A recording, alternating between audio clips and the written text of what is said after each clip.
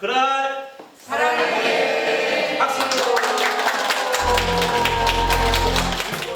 기후에 대한 세계에 살리고자 탄소 줄일 그런 캠페인을 하고 계시는 분이에요.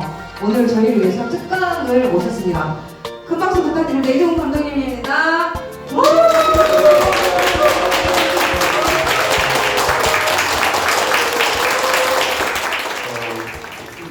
특강이라기보다는요, 저는 오늘 그 준비를 가능하면 여러분들이 쉽게 이해할 수 있도록 굉장히 쉽게 만들려고 노력을 했거든요. 근데 아까 각자 이렇게 소개하시는 부분 보니까 환경을 실질적으로 좀 활동하고 계시는 분이 있는 것 같아서 그분한테는 좀 너무 주제가 쉽지 않을까.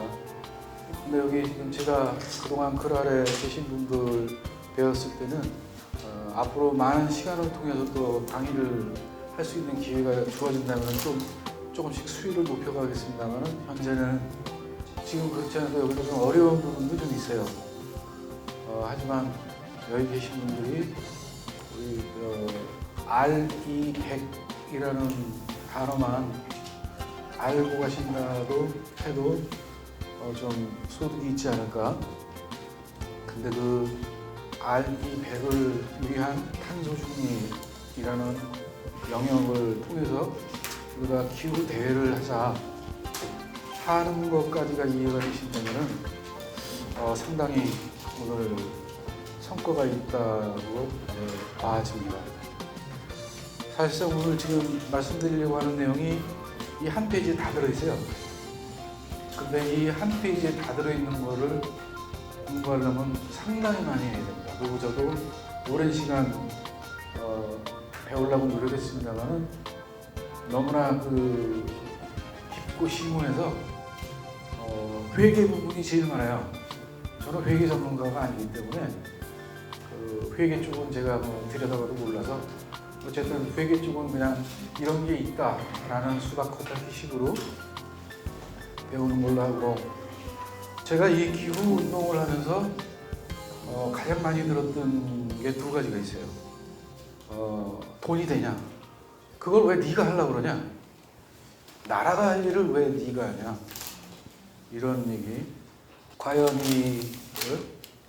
아무나 이걸 할 수 있게끔 어떻게 문화화 만들까 하는 고민을 가지고 그동안 쭉 노력하다가 이제 누구나 할 수 있는 그런 그 문화 기술로 진화시키는데 좀 많은 시간이 걸렸고요.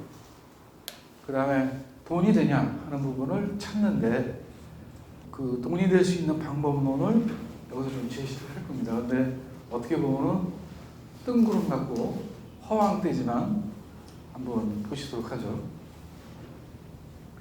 여기 보신 대로 말씀드린 이제 저를 소개하자면, 제가 KBS는 1998년에 처음 인연을 맺었습니다. 우리나라 올림픽 할 때요. TV2000 하나 둘 셋이라는 작품을 좀 제가 많이 했어요. 그 다음에 1994년에는 KBS2 TV에서 그 게임 천국이라고 있습니다. 아실지 모르겠어요. 집에서 전화기 다이얼을 돌려가지고 방송국하고 해서 게임하는 세계 최초로 방통융합 장르를 제가 개척을 했죠. e스포츠의 전신입니다, 이게.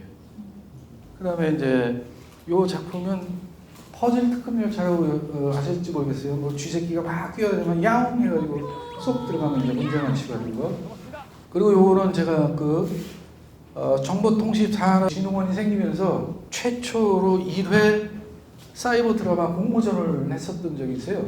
근데 이제 거기에 34개 회사 출마를 했는데 1등 하나만 뽑아갖고 상금을 주면서 제작 준비를 시키는 그런 프로그램이었는데, 심영래 용가리가 91점하고 제가 96점 해갖고 5점 차로 제가 상을 받게 된 영화 시나리오입니다. 근데 아직 이게 영화가 안 됐어요. 아쉽죠? 아직도 제 꿈의 서랍 속에 아직도 들어있습니다만은 이제 인공지능 시대에 좀 나 혼자서라도 영화를 만들 수 있는 시대가 올 것 같더라고요. 제 소개가 너무 길었나요? 오늘의 챕터를 이렇게 5개로 나눠봤습니다. 그래서 이 5개의 챕터를 가지고 한번 기후에 대해서 좀 지루하지만 또 고루할 수도 있지만 어떻게 제가 재미있게 이게 말씀을 드릴 수 있을지 모르겠습니다. 지금 총론인데요. 기후대회라는 개념을 제가 도출했는데 누구나 생각할 수 있기도 하죠. 뉴그린으로 그 타이틀을 만들었습니다. 이 첫 페이지에서는 요거 하나만 이해하고 가시면 좋겠습니다.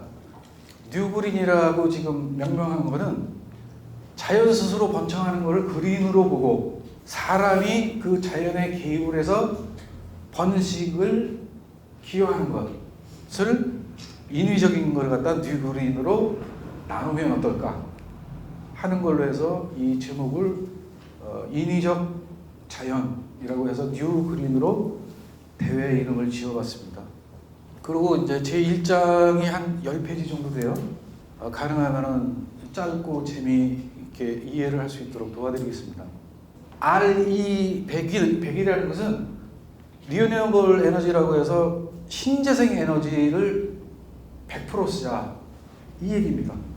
탄소 중립이라는 단어, 지속 가능한, 이게 다 지금 현재 처음에 접할 때는 좀 단어가 어려우실 거예요. 하지만 듣다 보면 그 얘기가 그렇게 쓴 게 맞구나 해서 좌뇌적인 이해를 시킬 수 있느냐라는 측면에서 최초의 온실가스 표준점이라는 걸 갖다가 이제 만들어요. 온실가스 1톤을 생산하는데 과연 얼마큼 들어가느냐? 석유가 약 3.5톤, 페트병으로 하면은 약 계산해 보니까 1,800병 정도가 나오더라고요. 페트병 1,800개. 그 다음에 석탄은 2.5톤. 2.5톤에서 3톤이라고 얘기를 해요. 이게 왜 그러느냐? 석탄도 품질이 굉장히 다르다고 그러더라고요. 그 품질에 따라서 화력이 달라지고 생산성이 달라지기 때문에 2.5톤에서 3톤 정도를 써야 온실가스 1톤이 나온다. 이 기준점을 가지고 이제 출발을 합니다. 그러면 RE100을 하기 위해서 어떻게 해야 되느냐? 그래서 청정 에너지로 대전환이라는 주제를 만들었죠. 여기에는 여러분들이 다 아시다시피 태양광, 풍력, 수력, 그 다음에 요즘 수소발전이라는 거 굉장히 시끄럽죠? 수소발전. 이런 종류들이 재생에너지, 신재생에너지라고 속한다고 보시면 됩니다. 그래서 지금 현재 온실가스 한 톤에 유럽은 지금 10만 원씩 하고 있어요. 근데 우리나라는 지금 8,000원입니다. ESG 공시라는 게 있어요. 온실가스를 저거하기 위해서. 또 ESG 공시. 근데 여기서부터 조금 어려워집니다. 근데 가능하면은 제가 어렵지 않고 쉽게 간략하게 이해할 수 있도록 도와드릴게요. 그리고 저도 깊이 모릅니다. 깊이, 이거 외계 분야이기 때문에요. ESG를 공시하는데 반도체 시장을, 반도체 생태계를 두고 한번 제가 그림을 그려봤어요. 이렇게 이제 이게 삼성 파운드리 공장이에요. 그 생산하는 데 들어가는 에너지, 거기에서 발생하는 탄소를 스코프 1이라고 합니다. 그 공시 범위가 스코프 1서부터 3까지가 있어요. 스코프 1은 직접 생산하는 거, 탄소 배출을 직접 생산하는 거 스코프 1이라고 그러고, 그 다음에 스코프 2는 이걸 생산할 때 쓰는 에너지, 신재생 에너지냐 아니면 석탄 에너지냐, 그래서 이걸 스코프 2라고 그러고, 그 다음에 스코프 3는 반도체를 생산하다 보니까 이 반도체가 쓰이는 데가 어디가 있죠? 이 반도체를 갖고 로봇도 만들고 자동차도 만들고 그 다음에 태양광도 만들고 뭐 스마트팜도 하고 요즘 굉장히 떠오르는, 오래전부터 떠오르는 얘기들인데 여기에 전부 반도체가 들어가요. 그러면 그 반도체를 삼성이 책임을 져야 됩니다. 어디까지? 폐기물 되는 데까지. 그래서 스코프 1은 직접 생산이고 스코프 2는 이걸 생산하면서 쓴 에너지, 그 다음에 스코프 3는 전 분야, 영향을 미치는 전 분야를 폐기 처리할 때까지 얼마만큼 그 책임을 질 거냐 하는 공시를 해야 돼요. 그래야 이제 앞으로 수출할 수 있는 시대가 옵니다. 어려운 단어들은 이 밑에 뭐 이렇게 좀 붙여놓긴 했습니다만 이 자료 오늘 한 내용은 다 드릴게요. 왜냐면 이제 실질적으로 왔기 때문에 대한민국이 기후 선진국이 이제 되어야 됩니다. 그렇지 않으면은 앞으로 우리 그 국제사회에서 우리가 밀려나요. 그러면 여러분들이 이거를 갖고 주변에 있는 사람이나 특히 자녀분들한테 이제 네가 기후에 관련된 일을 해라. 거기에 새로운 직업이 있다. 구멍가게 하는 것보다 기후 가게를 해라 하는 거를 알고 나면은 저런 거 이렇게 하실 거예요. 저런 거 되기까지 저는 미친놈 소리 많이 들었습니다. 그게 돈이 되니? 그걸 어떻게 하니? 그 가짜 탄소 아니야? 뭐 이런 식의 스코프 3에 대한 그 15개의 카테고리의 지침이 있어요. 그 지침을 한번 살펴보면 이렇게 일곱 개의 큰 대단위로 나누고 그 다음에 그 내용이 세부하게 이렇게 쭉 있는데 지금 뭐 이 시간에 다 이거 조그만 글씨를 다 이해시킨다는 건 어렵고 어쨌든 카테고리는 15개다.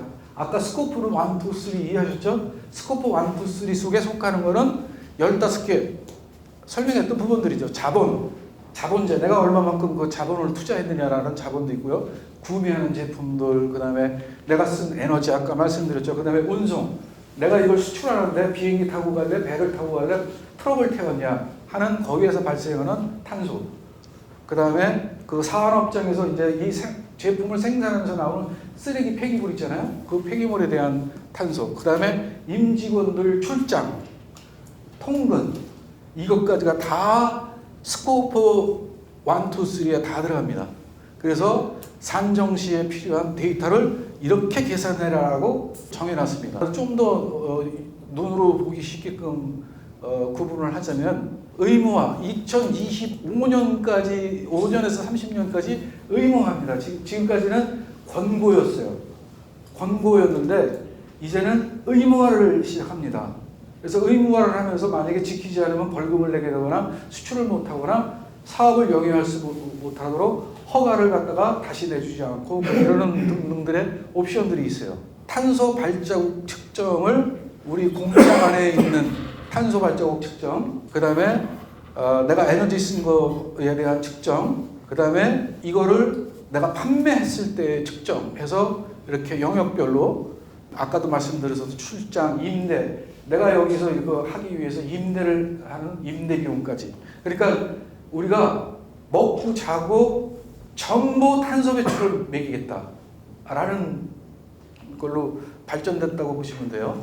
그래서 이거는 지금 SASB라고 미국의 지속 가능성 회계 기준 위원회에서 ESG라는 주제를 최초로 거론된 분들이 11개 77개 분야로 채택이 됐는데 육안으로 쭉 훑어보시면 딱 우리 그 생활 속에서 볼 수 있는 것들이죠. 예. 과학 기반 목표라고 해서 2050년까지 넷제로, 넷제로라는 단어가 들어보셨는지 모르겠어요. 넷제로가 아리백입니다. 근데 어떤 사람은 넷제로라고 했다가 어떤 사람은 아리백이라고 했다가 이렇게 얘기하니까 그렇지 않아도 어려워 죽겠는데 자꾸 이 새로운 단어들이 나올 때 저 소리가 무슨 소린가 이렇게 하시겠지만 그 소리가 같은 소리예요. 예, 그렇게 이해하시면 됩니다. 그 다음에 여기에 보면은 이제 계산법이 나와요. 뭐 이것도 다 회계입니다만은 뭐 저는 조금은 이해합니다만은 뭐 회계하시는 분들은 잘 알겠죠. 그래서 단기 계획 스코프 1, 2, 3 단기 계획에 어떻게 할 거냐, 그다음에 장기 계획에 대해서 계산을 예를 들어서 트럭으로 한다면 트럭 한 대가 이동한 킬로, 그 트럭이 이동하면서 발생한 CO2 그 두 개를 곱해갖고 너는 얼만큼 배출했어 라고 하는 저 인터넷에 들어가면 그 탄소 배출 계산하면 계산기가 쫙 나와요. 예. 충분히 다 여기 쓰는 단어들 이런 거 검색하면 바로바로 연결되어 있습니다. 자, 유엔이 ESG 또 기본 영역을 이렇게 또 이해할 수 있게끔 또 이렇게 단락을 나눠놨습니다. 그렇게 해서 7개 분야에 21개 영역으로 나눠놨어요. 환경 7개 분야. 뭐 지금 이 시간에만 보고 또 안 보실 분도 계시기 때문에 요거는 좀 중요하니까 같이 한번 쭉 볼까요? 기후 행동. 이 기후 행동 이해하시죠? 네. 지금 앞에 설명했던 그거에 대한 공시를 하고 내가 그거를 지켜나가는 그 자체를 행동이라고 이제 해서 기후 행동이라고 얘기합니다. 그래서 자원 순환, 물 관리, 그다음에 오염 배출, 제품 체계, 친환경 제품, 생물 다양성, 그다음에 사회의 7가지 안전 보건, 인권, 자본, 인적 자본, 그다음에 공급망, 정보, 소비자 보호, 그다음에 사회적인 임팩트, 그다음에 거버넌스 설계 분야는 꼭 거버넌트라고 해서 정부기관만 얘기하는 게 아니고 하나의 기업에 하여라 여기에 지금 우리 그 협동조합이 이렇게 있죠. 이 협동조합의 이사회, 위원, 우리가 하는 지금 리스크 관리, 그다음에 거기에 대한 프로그램 이런 것들이 모두 거버넌스에 해당하는 7개 이렇게 영역으로 되어 있습니다. 그러면 돈이 되냐? 이게 돈이 되냐? 라고 얘기했을 때 여러분들이 들어본 적이 있는지 모르겠습니다만 GCF 자금이라는 게 있어요. 매년 880억 달러를 지원합니다. 민간에게. 그래서 2030년까지 8.69조 달러를 조달한대요. 지원되는 8개 분야가 있는데 그 분야는 기후 완화 내 분야로 해가지고 에너지 생산하는데 이건 아까 친환경 다 얘기했던 아시죠? 그 다음에 운송, 건물을 지을 때 가전제품이나 이런 산업 자본, 그 다음에 산림, 토지 이쪽으로다가 자금을 지원하겠다는 거예요. 그 다음에 기후자금 4개 분야, 사람과 공동체. 지금 현재 그럴 협동조합을 만들었어요. 여기 뭐 단체도 몇 개 만드셨겠죠. 그 단체를 만들었으면 그 단체가 과연 기후에 대해서 어떻게 활동할 거냐에 따라서 자금을 얼마요? 8.9조 달러. 난 계산이 잘 안 됩니다. 저 얼마인지 모르겠어요. 저는. 그 다음에 보건 식량, 그 다음에 인프라 구축, 그 다음에 생태계 서비스. 다 이거 보면은 우리가 얼마든지 손을 뻗치면 할 수 있는 일들이에요. 이런 8개 분야에다가 지금 이런 돈을 2030년까지 지원하겠다라는 겁니다. 그래서 기후에 대해서 지금까지 관심 없는 게 아니고 이제 앞으로 기후에서 어마어마한 먹거리가 생깁니다. 지금도 있지만 앞으로는 더 많이 생겨요. 지금 있는 직업들이 AI에 의해서 다 사라진다고 하지만 앞으로 기후 산업을 통해서 새로운 일거리들이 무대기도 생기는데 눈 뜨고 있고 찾아다녀야만 얻어먹을 수 있어요. 그렇지 않으면 남들이 다 하고 난 다음에 꽁무니에 가서 하려고 그러면 남 다 차지하고 난 다음에 좀 또 어려워지겠죠. 그래서 항상 미래를 빨리 내다보고 쫓아다니는 분들이 많이 성공을 하는 것 같습니다. 지금까지 말씀드렸던 내용들은 어디로부터 시작되냐면은 1997년에 교토 프로토콜을 선정했는데 적응, 행동, 평가 이 3가지를 채택을 했어요. 지금까지 말씀드렸던 그런 것들이 그때 시점에는 발전이 안 됐었습니다. 처음에는 적응, 행동, 평가라는 단어로 추격돼서 많은 사람들이 뭐가 저렇게 어려워? 저게 뭔 소리야? 뭘 어떻게 하라는 거야? 라고 했었지만 이제 그런 것들이 세월이 가고 시간이 가다 보니까 지금까지 말씀드린 대로 역시나마 많은 천재들이 모여서 스코프 1, 2, 3 아까 11개 분야 해서 구체가 내려왔죠. 그 구체가 내려오는데 30년이 걸린 거예요.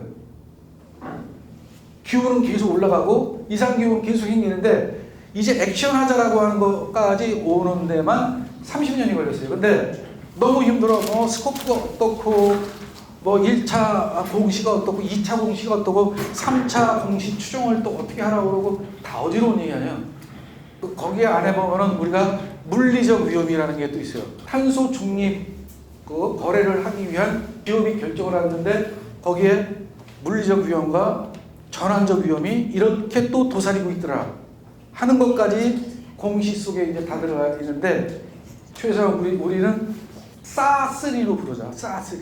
그러면 R이 100, 넷째로 뭐 스코프 1, 2, 3, 뭐 교토 프로토콜, 그 다음에 그 후속 프로토콜, 그냥 통 싸잡아서 모르니까 그냥 이 제안서를 작성하면서 하나의 단어로 이렇게 추격을 했습니다. 지금까지는 이제 프로토콜이 정해지는 것들만 쭉 살펴봤어요. 그러면 그 프로토콜이 정해지면서 그 여건이 되고 자본이 됐던 사람들은 미리 덤벼가지고 지금 수익 사업들을 하고 있죠. 1850년 산업화 사회가 시작되던 시절서부터 지금까지 누적된 게 약 2조 5천억 톤이라고 합니다. 세계 인구가 약 80억인 그 상태에서 매년 64억 톤이 배출된대요. 이 5개로 이렇게 그 대륙을 나눴는데 이렇게 지금 배출하고 있다. 우리 국립과학연구원에서 30억 톤은 자연이 스스로 흡수하고 34억 톤이 지구의 부담으로 계속 누적된답니다. 이유는 그린딜 정책으로 탄소 국경 조정세를 도입한다고 지금 하고 있어요. 이게 이제 무슨 소리냐? 요즘 TV에서 갑자기 국경세, 탄소 국경세 뭐 얘기 좀 들으시는지 모르겠어요. 물건을 만들어서 국가와 국가 간에 수출입을 할 때 그 나라에서 생산된 물건이 니네 탄소 배출을 얼마큼 하면서 이거 생산한 거야? 하는 그걸 계산해서 그 국경세를 물겠다는 거죠. 근데 우리나라가 2023년도에 6천억 원이었답니다. 그리고 2030년까지는 1조 8천억 정도가 될 거라고 내다보고 있어요. 유엔이 2021년부터 앞으로 2030년까지 각 나라마다 1조 그루의 나무를 심어라를 독려를 했어요. 우리나라는 그래도 참 많이 잘 됐죠. 바로 반응을 일으켰습니다. 북부지방산림청에서 2050년까지 30억 그루의 나무를 심겠다 하는 사업을 해서 지금 3,400만 톤의 탄소 흡수를 목표를 수립을 했어요. 이게 다 돈이라는 얘기죠. 아까 우리가 1조가 넘는 어마어마한 돈, 우리 그 살아생전 보기나 할 수 있는 돈입니까? 그런 돈을 우리가 세금을 내야 되는데 그 돈을 세금으로 해외로 주지 말고 우리나라에다 세이브를 시키자 하는 거예요. 아까 유엔에서 8.9조 달러라고 그랬죠? 8.9조 달러를 조성해서 내 탄소 중립하는 데다 우리가 그 넷제로 하는 데다가 돈 줄게 하는 그게 그만큼 돈인데 우리나라에서도 나무 심기 이런 것들을 통해서 그걸 상쇄하면서 우리 스스로가 벌 수 있는 돈이 여기 이렇게 있다는 거예요. 이거는 나무를 심으시면 됩니다. 그러다 보니까 이제 지금 국내 단체에도 나무 심기 운동을 이렇게 엄청나게 벌리고 있어요. 이게 지금 탄소 배출권 확보를 하기 위해서 이렇게 하는 부분들도 많습니다. 그리고 정부가 나서서 에코머니니 그린카드 포인트제니 뭐 이런 것들을 지금 하고 있는데 몰라요. 왜 몰라요? 나라가 하는 일은 국민들이 잘 참여를 안 한다는 얘기예요. 이런 걸 민간 기업에다가 맡겨봐요. 이런 걸 민간 기업에 맡기면 머리 터지라고 하죠. 그죠? 돈 되는 일이니까. 탄소 중립을 하는데 그러면 어떤 나무를 심을까? 이런 것들을 갖다가 이제 똑똑한 사람들이 막 찾아봤어요. 찾아봤더니 이끼라는 게 대단히 효과 있더라 하는 걸 발견한 거예요. 오히려 도시 탄소 배출을 줄이기 위해서 어떻게 되지? 도시는 건물을 짓다 보니까 전부 깎아버렸는데 그러면 광장이나 도로변에다 이끼 타워를 세우자 하는 아이디어를 낸 거예요. 근데 이끼 타워가 4m에서 3m 크기 275g에 해당하는 나무에 효과가 있답니다. 그리고 연간 240만 톤 CO2를 흡수한다는 거예요. 미세먼지도 잡고 온도를 떨어뜨립니다. 온도. 그러니까 푸른 생명이 있다 보니까 온도도 다운되는 거예요. 도시 온도가. 도시 온도 다운된 이 근처에 온도가 서늘해서 여기 사람이 이렇게 모여서 쉬고 있죠. 어쨌든 그래서 유럽에서 이런 것들을 하다 보니까 우리나라 서울주택공사에서도 마곡 지역에다가 이렇게 설치를 했어요. 저는 직접 가서 보고 왔거든요. 사진까지 찍어 갖고 왔는데 제 사진보다 요 구도가 더 좋은 것 같아서 이걸 썼습니다. 아직 대전에는 실험 안 하고 있는 것 같아요. 대전은 좀 늦는 것 같아요. 근데 이런 것들을 우리가 이걸 그럴 그 협동조합이나 여기 계신 분들이 같이 협업해서 시청에 들어가면 시청 벽에는 이끼가 있어요. 그럼 벌써 안 사람이 가서 설치를 한 거야. 견적 넣어서 설치를 한 거야. 근데 아직은 도로에 없거든요. 그 사람들이 또 노력하고 있겠지만 여기 계신 분들은 또 노력할 수 있잖아요.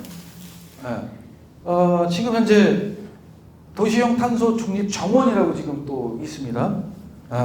부산중앙공원에 가면은 이런 게 있고, 그 다음에 인천 미추홀에 가면은 또 이런 게 있고, 춘천시 이거 시끄럽더라고요. 춘천시가 이거를 하는데 10억을 들여서 했다고 그러더라고요. 춘천시 요비에 뭐 이거 나중에 이 자료 드리면 보시고 링크에서 들어가 보면은 여기 자세히 뉴스 보도들이 다 있습니다. 뭐 온도를 몇 도를 낮추고 미세먼지는 어떻게 하고 뭐 등등등. 이제 정부가 이제 그 정신을 차렸어요. 이 서류를 작성하고 있는데 이런 뉴스가 뜨더라고요. 26일이에요. 2월 26일 바로 엊그제요. 한화진이랑 환경부 장관이 그린 스타트업 1000개를 육성하겠대요. 그린 스타트업 1000개. 네? 하겠대요, 이제부터. 그럼 어떻게 돼요? 그날도 그 대상이 되는 거예요. 여기 있는 분들이 다 대상이 되는 거예요. 1000개를 찾겠대요. 아이디어만 가져오랍니다. 이거 보면은 그 다음날 한동훈이가 발표를 했어요. 여기 보십시오. 한동훈이가 기후부양하고 지금의 기금을 2배로 늘리겠다.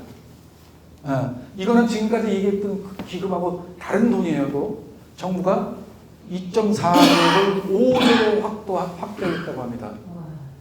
네. 그러니까 지금까지 제가 얘기했던 돈하고는 다른 돈이라고요. 봐요. 우리가 어걱거려도 어마어마한 돈인데 지금은 조져버리고 있어요.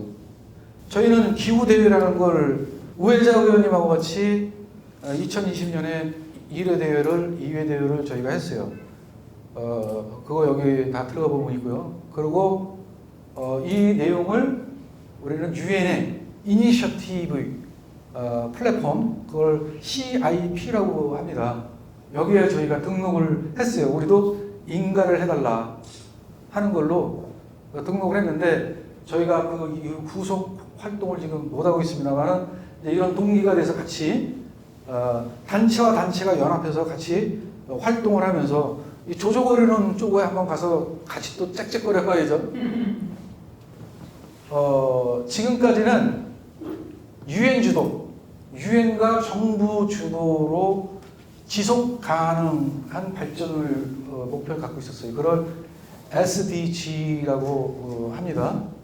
그래서 이 SDG는 어떤 거냐? 17개가 있는데 그 17개가 이런 거예요. 빈곤층 감소, 식량 안보, 건강하고 행복한 삶 보장. 다 인간을 위해서인 거예요. 성평등, 건강하고 안전한 물 관리, 에너지, 친환경적인 소비, 그 다음에 좋은 일자리를 만들어주자. 그리고 산업과 성장에 대한 사회적 기반 시설을 구축하자. 그 다음에 불평등을 해소하자. 지속 가능한 도시와 주거를 조정해자. 뭐 집 없어갖고 뭐 그러잖아요. 이런 게 지금 정부에서 얘기하고 있는 모든 것들이 전부 유엔에서 17대 과제로 삼았다는 거죠. 그러니까 인간하고 밀접한 걸로 다 지금 만들어놨다는 얘기죠. 저희가 기후 대회를 하고 있는데 한번 대회를 한번 살펴보세요. 이 대회는 1896년에 최초의 올림픽을 부활을 시켰습니다. 1913년에 이 디자인을 했더라고요. 알고 봤더니 이 사람이 저처럼 미술가 디자인이더라고요. 그 다음에 월드컵 탄생을 또 봤어요. 1870년에 최초의 그 FA 협회가 처음 등장을 했어요. 1992년 올림픽에 종목이 채택됐다가 1932년 뭐 LA 올림픽에서 축구가 정식 종목에서 제외가 됐대네요. 그러다 보니까 이 올림픽보다 2년 앞서가지고 자기들끼리 서로 월드컵을 시작을 했다고 그러더라고요. 자, 여기서 제가 지금 말씀드리려고 하는 건 이겁니다. 월드컵, 올림픽 전부 나라가 만든 게 아니에요. 민간이 만들었다는 얘기죠. 그런데 우리는 어떻게 합니까? 올림픽도 그렇고 월드컵도 그렇고 우리가 할 애들은 얘네들한테 세금을 내요. 협회, 회원, 회비 이런 것들을 돈을 내가면서 저희가 참석을 합니다. 유엔도 우리가 유엔 회비를 내요. 기금이라고 해가지고 회비를 내요. 우리나라도. 그 돈이 어마어마합니다. 내는 돈이. 그렇게 해서 우리가 유엔에 관련된 정책을 같이 동반하고 있죠. 스포츠가 탄생하면서 이제 이렇게 우리가 열광할 수 있는 스타들이 탄생하죠. 근데 이 스타들이 어떤 현상을 일으키냐? 생태계를 형성해요. 스포츠 생태계가 형성이 되는데 그게 2017년에는 그러니까 1.3조 달러, 우리나라는 1,400조라고 하는 거예요. 2022년에는 1,590조. 스포츠 한 분야에만도 돈이 이렇게 많이 흘러다니는 거예요. 뭐 나이키, 아디다스 뭐 다 아는 스포츠웨어들 기업들 아니에요? 예, 이게 바로 스포츠 스타가 있다가 보니까 그 스포츠 스타가 입던 티셔츠를 산다든지 그 경기장에 가서 본다든지 하는 수익을 창출하게 된다는 얘기죠. 근데 기후가 왜 이렇게 뜨뜻미지근하게 할까요? 저는 결론이 뭐냐면 기후 스타가 없었어. 기후에도 스타가 생기면 이런 현상이 일어날 것이다. 그래서 기후 스타를 만드는 방법은 대회밖에 없다. 대회를 해서 스타를 찾자. 해서 지금 제가 이 뉴글이라는 대회를 만들었는데 보십시오. 놀이가 노는 거예요. 우리 이거 지금 먹고 사는 얘기 아니잖아요. 우리 스트레스 풀고 즐기기 위해서 그 놀이가 꿈과 희망을 창조하는 양질의 일자리를 나눈다는 얘기죠. 자, 디즈니가 증명한 마케팅 한번 볼까요? 미키마우스 하나 딸랑 만들어갖고 이렇게 많은 생태계를 형성했어요. 어마어마하게 많죠? 여기에 아마 내가 보기에는 몇십만 명이 근무할 거라고 봐요. 아까 반도체 생태계처럼 이제는 또 다른 차원에서 이 데이터들이 빅데이터, 다 들어본 얘기죠. 웨어러블, 인공지능, 로봇, 신재생에너지, 전선징악의 교육, 교재 이거 뭐 다 들어본 얘기들 아니에요. 그 나라에서도 지금 교육, 선과 악을 가르는 교육을 하려고 하는 거 아닙니까? 인성교육. 근데 정확히 1924년에 디즈니가 시작한 디즈니표 어린이 행복생산 이 꿈의 공장이 100년 동안 삼성은 끊임없이 새로운 걸 만들고 또 개발하고 또 홍보하고 이러는데 디즈니는 한 번 만들어 놓은 거 갖고 100년을 울고 먹어. 스포츠도 한 번 만들어 놓고 100년을 울고 먹는 거예요. 그게 바로 뭐냐? 뜬구름 같은 꿈과 상상이 창조한 산업이라는 얘기예요. 자동차를 만들고 TV를 만들고 이런 것들이 아니고 인간이 놀기 위해서 꿈을 만들고 희망을 만들고 행복을 만드는 산업이 100년 동안 울고 먹었기 때문에 앞으로 100년, 앞으로 1000년도 울고 먹는다는 거예요. 이제 대한민국이 눈 떠야 하는 건 뭐냐? 이미 눈 떴죠. 우리나라는 이제 K-드라마, K-팝 아마 여러분들 이미 익히 알고 있을 거예요. 그렇지만 K-드라마, K-팝도 중요하지만 뭐냐? 유럽 애들이 가장 잘해 먹는 장사, 이 생태계 장사. 이 생태계 장사를 올림픽이나 월드컵 같은 거를 대한민국도 만들어야 된다는 거죠. 그래서 제가 여기다가 목숨을 걸고 매달리는 이유는 내가 만약에 이걸 만들어 놓으면 앞으로 100년, 1000년에 대한민국의 먹거리다라고 확신을 갖고 있기 때문에 여기에 제가 매달리고 있습니다. 만들어 놓으면 우리 후손들이 것이지 제 것이겠습니까? 디즈니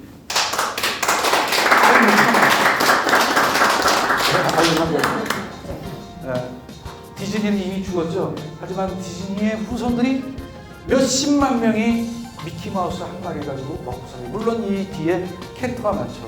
이것이 거기에 가격을 역할을 한 거죠. 자, 이 게임 유전자, 이 드라마 유전자 누가 만들었을까요? 우리 인간 속에 있는 냉장고 세탁기보다 100년 동안 물고 먹을 수 있는 이 상상의 시장, 이거 누가 만들었어요?